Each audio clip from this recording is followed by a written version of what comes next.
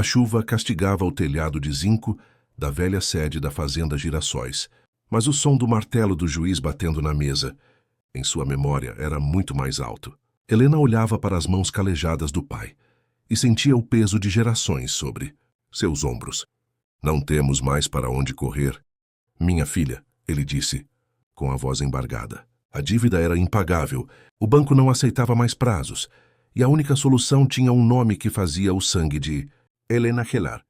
Heitor Cavalcante, o homem que comprou metade do vale, conhecido por seu coração de pedra e por uma fortuna construída no silêncio e na força. Ele não queria apenas a terra. Ele queria uma aliança que consolidasse o poder na região. Ele queria Helena. Imagine-se no lugar dela. De um lado, o despejo de sua família, a perda da história de seus antepassados e o desamparo de dezenas de colonos que dependiam daquela terra. Do outro, um casamento com um homem que ela mal conhecia, mas de quem todos temiam a sombra. O contrato já estava sobre a mesa de Mogno. O cheiro de café frio e papel velho preenchia a sala enquanto Heitor a observava com olhos de tempestade, esperando a assinatura que mudaria tudo. Ele não oferecia amor, oferecia a quitação da dívida em troca de sua liberdade. Helena pegou a caneta. Suas mãos tremiam, mas seus olhos permaneciam firmes. Ela não estava se vendendo. Ela estava se sacrificando. O que ela não sabia era que, por trás daquele olhar frio de Heitor, existiam segredos que a Girassóis nunca ousou imaginar. O contrato foi assinado. O destino estava selado. O que acontece quando o ódio é a única base de um altar? Prepare-se, porque a vida de Helena nunca mais seria a mesma. Seja muito bem-vinda ao nosso canal. Hoje trazemos uma história emocionante de sacrifício, poder e sentimentos inesperados. Prepare o seu coração, pois a trajetória de Helena e Heitor vai te prender do primeiro ao último segundo. Antes de darmos continuidade a esse relato intenso, eu quero muito conhecer você que está do outro lado da tela. De qual cidade e estado você está acompanhando essa história hoje? Escreve aqui embaixo nos comentários. Eu adoro saber até onde nossas histórias estão chegando. E se você gosta de contos de superação e romance, já deixa o seu like e se inscreva, porque isso ajuda muito o canal a crescer. Agora acomode-se, pois vamos mergulhar no primeiro capítulo dessa jornada. A manhã seguinte à assinatura do contrato nasceu cinzenta, como se o próprio céu lamentasse o destino de Helena. Ela arrumou sua mala pequena, levando apenas o essencial e as fotografias da mãe, que já havia partido há anos. O silêncio na casa era ensurdecedor. Seu pai, seu Joaquim, não conseguia olhá-la nos olhos. A culpa o corroía, mas a necessidade falava mais alto. Quando o carro preto de luxo estacionou diante da porteira de madeira descascada, Helena soube que seu tempo de menina havia acabado. Heitor Cavalcante não desceu do carro. Seu motorista apenas abriu a porta traseira. Ao entrar, o perfume amadeirado e caro de Heitor preencheu seus pulmões, causando-lhe uma estranha tontura. Ele estava revisando papéis e mal ergueu a cabeça. Espero que esteja pronta para as regras da Fazenda Redenção, disse ele, com uma voz profunda que parecia vibrar no peito de Helena. Ela apenas assentiu, olhando pela janela enquanto sua casa ficava para trás, tornando-se um ponto pequeno na estrada de terra. Ao chegarem na Fazenda Redenção, a imponência do lugar a assustou. Era um império de gado e tecnologia, contrastando totalmente com a simplicidade rústica de sua família. Heitor a levou até o escritório. Nosso casamento será civil em 3 dias. Não haverá festa. Apenas um jantar para os funcionários entenderem que você agora é a senhora desta casa. Em troca, a escritura da fazenda de seu pai será devolvida a ele amanhã, livre de ônus. Helena sentiu um nó na garganta. Por que eu, Heitor? Você poderia ter qualquer mulher. Ele finalmente parou de escrever e a encarou. Havia algo de sombrio e, ao mesmo tempo, melancólico em seu olhar. Porque você é a única que tem algo que eu não posso comprar com dinheiro. A honra da família Girassóis. E eu preciso dessa imagem para os meus novos negócios. Durante os dias que antecederam a união, Helena vagou pela casa enorme, sentindo-se uma prisioneira em um castelo de ouro. As funcionárias a olhavam com pena, e o capataz de Heitor, um homem de olhar ríspido chamado Marcos, parecia vigiar cada passo seu. Na noite anterior ao casamento, Helena não conseguiu dormir.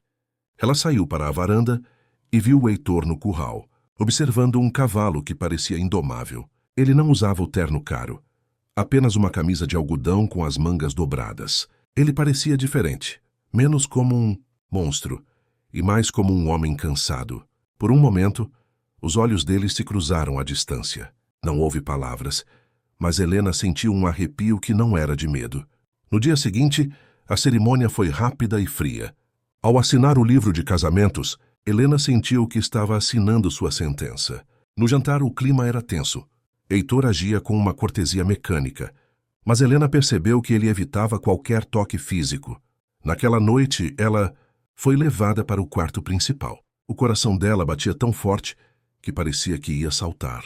Ela esperava o pior, mas Heitor entrou no quarto. Pegou um travesseiro e apontou para o sofá. Eu não sou o monstro que você pensa, Helena. Não vou tocar em você sem seu consentimento. Mas para o mundo somos marido e mulher. Ele se deitou e apagou a luz, deixando Helena no escuro com suas dúvidas. Quem era realmente aquele homem? E por que ele parecia tão ferido quanto ela? Mas a paz daquela primeira noite não duraria muito, pois na manhã seguinte, uma visita inesperada bateria à porta, revelando que o casamento de fachada tinha inimigos muito mais perigosos do que eles imaginavam. Os primeiros meses na Fazenda Redenção foram um exercício de convivência silenciosa. Helena decidiu que não seria apenas um enfeite naquela casa. Ela começou a ajudar na administração, usando o que aprendeu com seu pai para organizar as contas, que Heitor negligenciava por estar sempre no campo. Aos poucos, ela percebeu que Heitor trabalhava do amanhecer ao anoitecer, como se estivesse tentando fugir de algo. Ele era um homem de poucas palavras, mas suas ações começaram a falar por ele. Certo dia, Helena descobriu que ele estava enviando secretamente suprimentos e remédios para a fazenda de seu pai, muito além do que o contrato exigia. Quando ela o questionou, ele apenas deu de ombros. Não quero que digam que a família da minha esposa passa necessidade. Mas Helena via além. Ela via a solidão dele. Certa tarde, enquanto organizava a biblioteca de Heitor, Helena encontrou uma caixa de pisende de madeira escondida atrás de velhos livros de agronomia. Dentro havia fotos de uma mulher jovem e um bebê, e uma carta de despejo datada de 20 anos atrás. Foi então que as peças começaram a se encaixar. Heitor não nascera rico. Ele era filho de colonos que foram expulsos de suas terras por grandes latifundiários. Sua obsessão por comprar terras não era ganância, era uma tentativa desesperada de nunca mais ser vulnerável. O gelo no coração de Helena começou a derreter. Naquela noite, ela preparou o jantar favorito dele. Quando Heitor chegou, cansado e sujo de barro, ele parou surpreso. Pela primeira vez, eles conversaram de verdade. Ele contou sobre a infância difícil e sobre como jurou que ninguém nunca mais tiraria nada dele. Helena, por sua vez, falou de seus sonhos de transformar a Girassóis em um modelo de agricultura sustentável. No entanto, a aproximação deles começou a incomodar Marcos, o capataz. Marcos tinha planos de se tornar sócio de Heitor e via em Helena uma distração perigosa. Ele começou a plantar sementes de desconfiança, sugerindo a Heitor que Helena estava apenas esperando o momento certo para pedir o divórcio e levar metade dos bens. Heitor, cuja maior ferida era a traição, começou a se afastar novamente. O clima na casa tornou-se gélido. Helena não entendia a mudança repentina de comportamento. O que eu fiz de errado? Ela perguntou numa noite chuvosa. Você conseguiu o que queria, não? Seu pai está seguro. Suas terras estão salvas. O que mais você quer de mim? Ele disparou com os olhos injetados. Helena sentiu o golpe. Eu não quero seu dinheiro, Heitor. Eu queria conhecer o homem por trás dessa armadura. Ela saiu do quarto chorando, sem ver que Heitor deu um passo para segui-la, mas parou, travado pelo próprio medo de amar. A tensão atingiu o ápice, quando um incêndio criminoso começou em um dos galpões de estoque da fazenda. O fogo subia alto, ameaçando o gado e as casas dos colonos.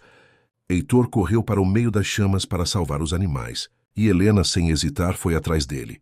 No meio do caos e da fumaça, eles trabalharam lado a lado. Foi Helena quem percebeu que alguém havia trancado a saída de emergência pelo lado de fora. Ela conseguiu arrombar a trava com um machado, permitindo que Heitor e os animais saíssem a tempo. Quando o fogo foi controlado, ambos estavam exaustos e sujos de fuligem. Heitor olhou para Helena, que tinha os cabelos chamuscados e as mãos feridas, e percebeu que nenhuma mulher, interessada apenas em dinheiro, arriscaria a vida daquela forma. Ele a abraçou ali mesmo, no meio das cinzas, pedindo perdão em silêncio. Mas enquanto eles se recuperavam do susto, uma figura observava das sombras, furiosa por seu plano ter falhado. Marcos sabia que o incêndio não fora suficiente para separá-los, então ele decidiu jogar sua última e mais cruel carta. Uma revelação que poderia destruir não apenas o casamento, mas a própria honra de seu Joaquim, o pai de Helena. O sol nasceu sobre os destroços do galpão, mas o calor que Helena sentia agora vinha do braço de Heitor ao redor de seus ombros. Pela primeira vez, eles agiam como um verdadeiro casal. No entanto, a calmaria durou pouco. Marcos apareceu na varanda da casa principal com um envelope pardo nas mãos. Heitor, precisamos conversar. Há algo sobre o passado da família, da sua esposa, que você precisa saber antes de continuar com essa farsa. Helena sentiu um calafrio.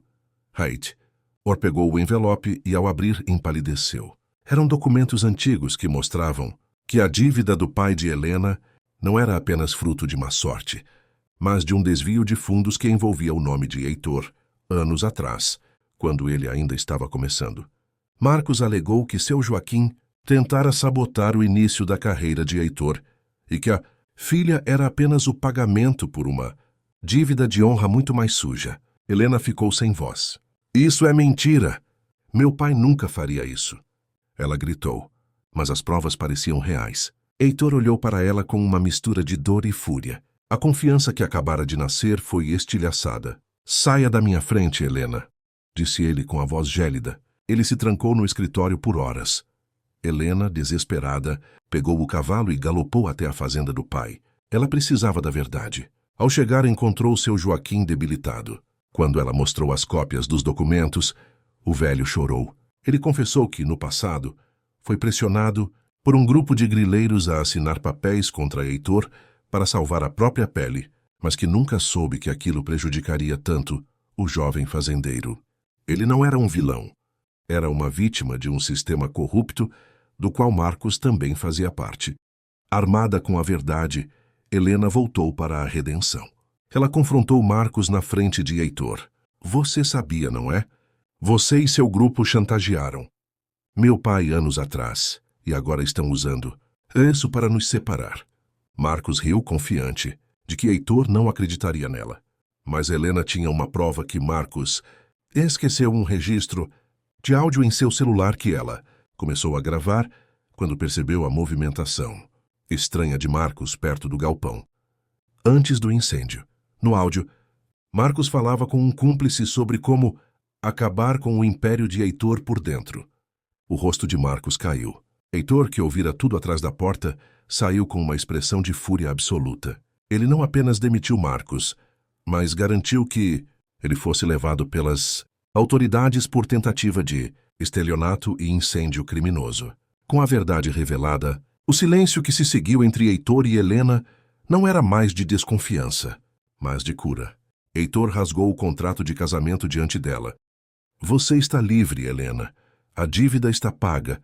A terra é do seu pai, e você não deve nada a este lugar. Helena olhou para o papel picado no chão e depois para o homem que ela aprendera a amar. E se eu não quiser ir embora? E se a Fazenda Redenção agora for o meu lugar? Heitor, pela primeira vez em anos, sorriu de verdade. Ele a tomou nos braços e, dessa vez, não havia contrato, nem dívidas, apenas dois corações que encontraram abrigo na tempestade. A Fazenda Girassóis e a Redenção se tornaram uma só, e a história da moça obrigada a casar transformou-se na lenda da mulher que ensinou o homem mais duro do vale a amar novamente. O futuro era vasto como as terras que agora eles governavam.